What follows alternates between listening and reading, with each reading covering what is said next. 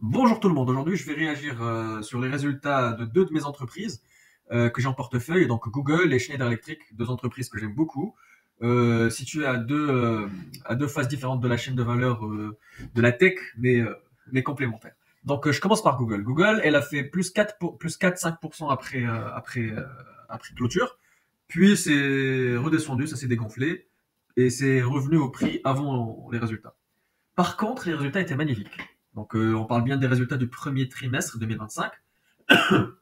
On a plus 12% par rapport au premier trimestre 2024 du chiffre d'affaires, plus 46% de bénéfices nets, de croissance, plus 41% de flux de trésorerie disponible, plus 10% le segment recherche, quand on pensait tous morts et disruptés par ChatGPT, plus 28% le chiffre d'affaires de Google Cloud, et plus, tenez-vous bien, 142% les bénéfices nets de Google Cloud.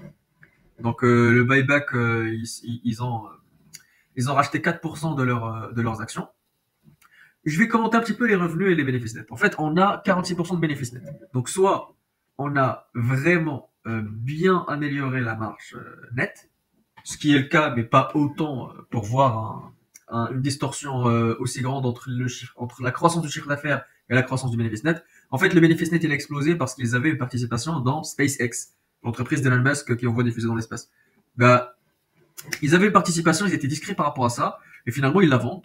Ils sont sortis au bon moment, et ils ont pris le cash et ils l'ont mis en trésorerie. Franchement, Google, discret par rapport à ça, incroyable.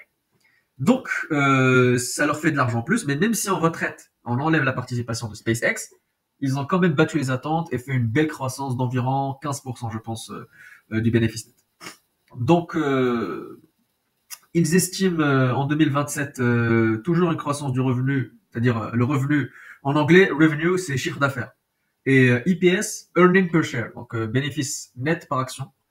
FCF, c'est free cash flow, donc free cash flow, donc flux de trésorerie disponible.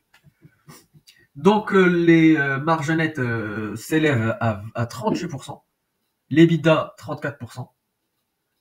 Pourquoi là, le bénéfice net est plus grand que l'EBITDA? L'EBITDA, c'est earning before interest and taxes. Gross, c'est brut. Donc ils encaissent 100 de chiffre d'affaires, 60% de marge brute, c'est-à-dire ils gardent 60 de ces 100. Earning before interest and taxes, donc EBIT 34%, c'est-à-dire sur ces 100 là, ils gardent 34 en l'équivalent de bénéfices opérationnels ou de résultats opérationnels. Par contre, ce résultat-là de ce trimestre, bah, c'est 38%, c'est-à-dire on retient que 34, mais on a à la fin 38. Pourquoi le bénéfice net est plus grand que l'EBIT? Alors que c'est impossible, parce qu'il y a l'élément exceptionnel à retraiter. Donc normalement, il est inférieur, il est entre 31 et 32%, mais 38% avec l'élément exceptionnel qu'ils ont effectué. 21% de flux de trésorerie disponible, c'est moins que le bénéfice net, même retraité. Pourquoi? Parce que normalement, dans un monde idéal, le flux de trésorerie disponible, c'est le bénéfice net. C'est équivalent ou convergent sur une certaine mesure. Par contre, Google, c'est une entreprise qui a beaucoup de CAPEX. Donc, on a parlé des CAPEX, c'est la partie du flux de trésorerie opérationnel qu'on utilise pour réinvestir dans le business, réinvestir dans les infrastructures de croissance. Donc, le flux de trésorerie opérationnel, on prend dans une grande partie, plus grande que les amortissements et les dépréciations, pour investir sur les infrastructures. Ce qui fait que le bénéfice net comptable et le flux de trésorerie disponible ne sont pas les mêmes, parce que le bénéfice net ne compte pas les investissements de croissance, il ne compte que les dépréciations et amortissements. Donc voilà, donc 21%, c'est juste le temps que les capex soient très élevés. À un certain moment, les capex vont être normalisés et vont redescendre, ce qui va faire que les flux de trésorerie disponibles vont augmenter et rejoindre le bénéfice net. Très belle entreprise.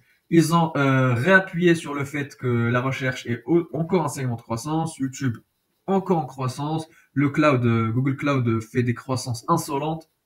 Donc Gemini est encore classé le meilleur LLM en QI.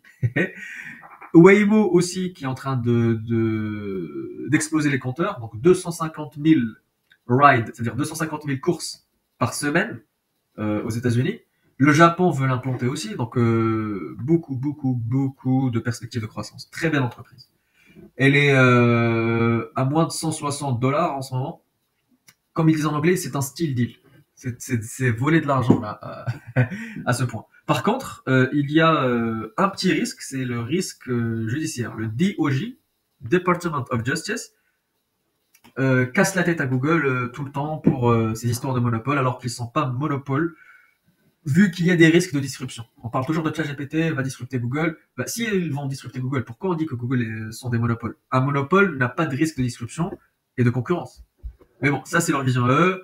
Peut-être que ça va pas se faire, peut-être que ça va se faire, mais même si ça se fait, même si on défragmente Google, la somme des parties est plus grande que le conglomérat. Price to earning de 19, donc on croirait que c'est une cyclique ou une industrielle, mais cet aspect-là vient des capex énormes qu'on pense permanents, mais qui ne sont pas permanents. Pour 2027, on prévoit un price earning de 14 avec la croissance projetée. Donc très belle entreprise.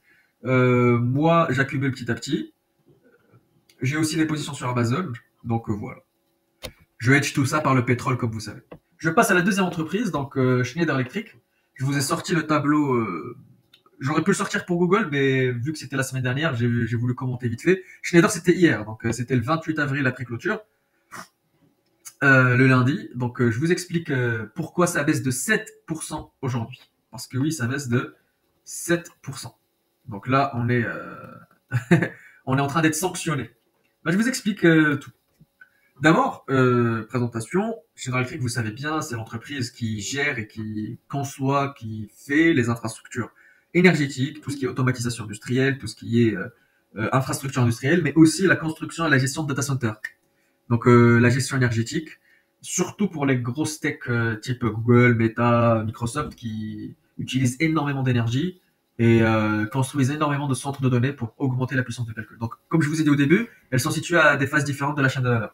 Quand on veut construire un data center, Google décide par exemple de mettre tant et tant de capex. Ok. Qu'est-ce qu'ils vont faire avec ces capex? Ils vont acheter des puces Nvidia. Donc Nvidia, ok, va recevoir l'argent. Par contre, ok, où est-ce qu'ils vont mettre ces puces? Dans des bases de données.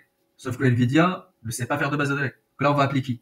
On va appeler des constructeurs pour faire du bâtiment. Puis on va appeler Schneider Electric pour aménager le centre de données. Une fois que le centre de données sera aménagé pour recevoir l'énergie, pour traiter l'énergie, pour être utilisé, ben là, on va mettre les puces Nvidia et on va tout raccorder avec les systèmes de Schneider vers les serveurs. Comme ça tourne sans faire de perdition d'énergie ni de performance.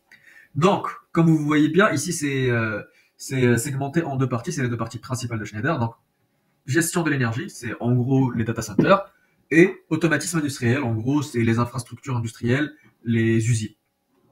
Donc, vous voyez bien la croissance énorme en data center. Donc, les États-Unis, c'est presque 20% de croissance publiée. La croissance organique, c'est la croissance la croissance en prenant en compte le taux de change. Donc, en prenant en compte le taux de change, vu que le dollar s'est effondré par rapport à l'euro, les bénéfices qu'on a en dollars, quand on les rapatrie en euros, ça fait moins d'euros. Donc, on a 20% de croissance, mais quand on ramène à l'euro, bah, ça fait 17,3%. C'est très respectable, mais bon. Donc, l'Europe de l'Ouest, 1%, 12%, 13% pardon, Asie-Pacifique, qui compte la Chine et l'Inde, et le reste du monde, bah, moins 1,9%. Bah, parfois, ça joue en notre faveur ou en notre défaveur, hein, les taux de change. Parfois, par exemple, le reste du monde, par exemple, le yen s'est apprécié face à l'euro. Donc, les bénéfices qu'on a fait au Japon, quand on les rapatrie, ça fait encore plus d'euros, parce que le yen s'est apprécié par rapport à l'euro. C'est pour ça qu'on voit, par exemple, de 3,4%. Mais en général, par rapport à la gestion d'énergie, on a fait 10,4% de croissance organique et 9,6% de croissance publiée, et 10,4% de croissance publiée. Donc, sur les automatismes, ça stagne, en gros. Plus 0,5 publié, moins 0,9 organique, donc c'est comme si c'était flat. Donc, le total, c'est du 8% en publié et du 7,4% organique. Franchement, c'est très bien. La croissance vient du fait qu'on a des incertitudes par rapport au capex des GAFA, c'est-à-dire des grandes entreprises, Meta, Microsoft, Google, Amazon, tout ça. Si ces entreprises-là disent, bah, le capex, bah, on va plus les utiliser parce qu'il y a des incertitudes par rapport aux douanes, par rapport à la récession, tout ça, bah, les capex ne vont plus aller chez les Nvidia et les Schneider. Donc, leur book to bill, c'est-à-dire leur carnet de commande, va s'effondrer. Sauf que, avant de vous faire la vidéo, j'ai écouté le conférence call, c'est-à-dire le discours du management pour présenter les résultats. Et à la fin, il y a toujours une session questions-réponses. Bah, les analystes ont posé la question par rapport au book to bill. Est-ce qu'il y a des changements de comportement des clients vis-à-vis du contexte actuel? Bah, le management a répété plein de fois qu'il n'y a aucun changement de comportement dans les secteurs de l'énergie. Le seul changement de comportement, c'est le secteur résidentiel et le bâtiment. Le bâtiment, il est quasi arrêt, quasi mort en France et en Europe, vu les taux, les contraintes fiscales, tout ça. Donc, je comprends que ça baisse ou qu'il n'y ait pas de perspective, mais ce n'est pas pour ça qu'on achète du Schneider. Enfin, si, d'un point de vue diversification, mais c'est surtout le relais tech et le relais croissance tech. Et pour ce côté tech, ben, on voit que la croissance est là et que le changement de comportement des clients n'a pas changé. D'un autre côté, Google affirme qu'il utilisera 75 milliards de capex. On va voir pour Meta et Microsoft s'ils maintiennent aussi. Mais dans tous ces cas-là, Schneider me paraît une très belle entreprise. Son PE, c'est 23 de mémoire. On va voir ça ensemble. Ouais, donc voilà, du 24 estimé. Et en plus, ça, 24, ça n'a pas été mis à jour. 24, c'était hier quand ça valait 217. Donc là, c'est du 23, 22 et demi. Avec la croissance de l'année prochaine projetée, ça va faire du 20 ou du 19. Franchement, belle entreprise, petit dividende pour attendre. Ils font du rachat d'actions très bien géré, exposé à l'Asie et aux États-Unis, sans risque géopolitique majeur. Les tarifs douaniers ne sont pas trop un frein parce que Schneider a décidé d'investir 900 millions de dollars aux États-Unis pour sourcer les produits aux États-Unis et ils sont très bien implantés partout en Asie et surtout en Chine. Donc ils utilisent leurs équipements en Chine de Chine et ils utilisent leurs équipements des États-Unis aux États-Unis. Un petit peu de composants qui vient et qui va, mais pas grand-chose. C'est une belle entreprise. Elle surfe sur la tendance tech. Donc quand la tech ne va pas bien, ça baisse. Quand la tech va très bien, ça monte. À surveiller. Moi, j'ai renforcé ce matin. J'ai fait de l'arbitrage, hein, j'ai vendu une LVMH et j'ai acheté deux Schneider. Et j'ai réinvesti les dividendes d'LVMH reçus hier sur une Schneider. Donc j'en ai eu 3 de plus aujourd'hui. Voilà, donc ils sont en bonne route pour se désentêter. Moi j'aime bien cette entreprise. Bah écoutez, c'était une petite vidéo pour réagir par rapport aux résultats de Schneider et de Google. J'espère que vous avez apprécié la vidéo. N'hésitez pas à mettre en commentaire votre ressenti, vos remarques et si vous avez renforcé. Merci beaucoup.